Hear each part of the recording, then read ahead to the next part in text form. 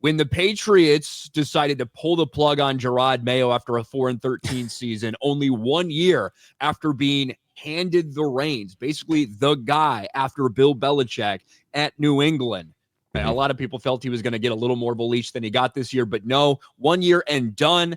And they have gone after another former player, someone else who's familiar with the Patriot way, to come in there. And that is, of course, Mike Vrabel. And after a couple interviews that people are wondering, is that really a real interview? Or are they just doing it to satisfy these stupid, ridiculous rules that we put in place to make sure people can't hire who they want to without doing a token interview? Mike Vrabel is the guy. Patriots hire Mike Vrabel, 3-time Super Bowl champion, bringing winning pedigree back to New England. In 2009, Mike Vrabel got the call from the Pats. The team was trading him to the Chiefs. 8 years of service, 3 titles. Linebacker was out there a year too early, perhaps than a year too late, like so many players who played under Bill Belichick. Blah, blah, blah. All this bullshit. Doesn't matter. He is now the head coach for the New England Patriots. Again, this is breaking news. It's not surprising news. I feel like it's what a lot of people have felt ever since Gerard Mayo was given the axe. And I personally felt like Patriots going 4-13, I didn't think that was going to get Gerard Mayo fired.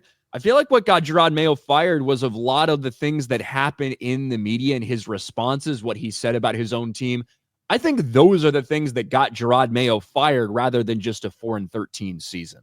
Yeah, this is a perfect fit, and I agree with you. I think some of the blunders with the media from Gerard Mayo. Also, I think the fact that Mike Vrabel is out there and available, and that he was going to be coaching in the NFL this year regardless. And I think that Robert Kraft wanted Mike Vrabel. He didn't want Mike Vrabel to go anywhere. He was like, okay, well, we really fucking stunk this year. What do we do? Do we pull the plug after 1 year because Mike Vrabel's out there and we have the reasons with, Gerard Mayo's blunders with the media? I think it was a perfect storm. And I do think that Mike Vrabel is the perfect fit to be the Patriots coach. I think we kind of all figured after we saw Gerard Mayo get fired, they're going after Mike Vrabel. Yep. I wish that Jerry Jones would have actually had the opportunity to interview him for the Cowboys, but we may end up keeping Mike McCarthy, but that's another story, so I digress. Prepare for the race card to be played. It will be played. Gerard Mayo, black guy, terrible coach.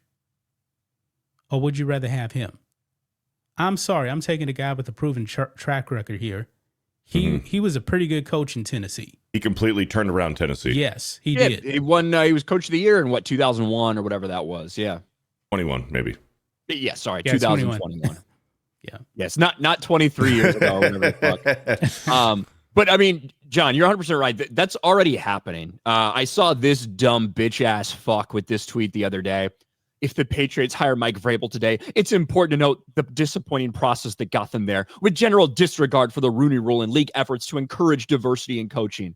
1. New England fires Gerard Mayo, a black coach, after 1 year. New England quickly interviews Byron Leftwich and Pep Hamilton, 2 black candidates currently out of work because they're not working. Patriots. You know what, Ryan? This is a prime example why they need to abolish the Rooney Rule right here, because the Rooney Rule incentivizes the race card to be played. Mm-hmm. The Rooney Rule literally forces you, even if you have no interest in hiring said person for the job, to go out there and conduct more interviews, right? It's legitimately the fucking purpose. You know who didn't have to go through a bunch of fucking hoops and interview a bunch of people they had no interest in?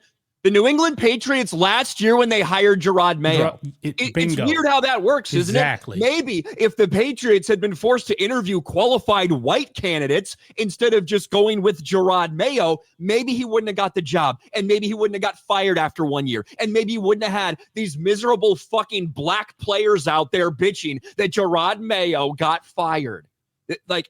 This is the thing, and I tweeted about this retard. No one cares, you dumb bitch. The Rooney Rule forces teams to have token interviews with people of a certain skin color, even if they have no intention of hiring them, all in the name of DEI. Then you fucking complain when the team follows the rule. That's what this is. Mm-hmm.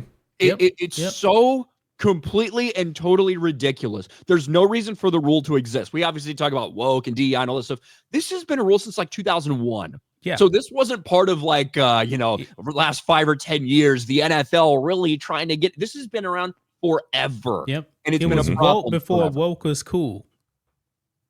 Yes, exactly.